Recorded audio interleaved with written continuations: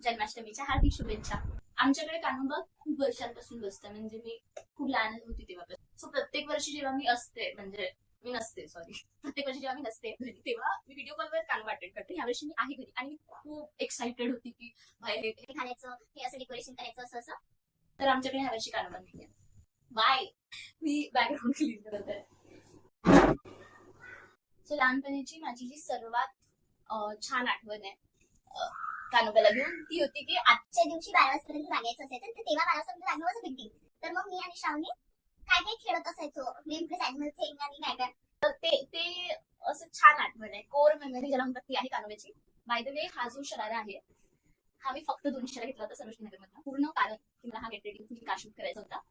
एक तर हा शरारा आहे आणि दुसरं कारण राधाकृष्णाचं इयरिंग आहे, आणि हे पण मला सरोजनी मधनच मिळालं होतं. कॅमेरा बंद झाला की जमतो, कॅमेरा सुरू झाला की जमत.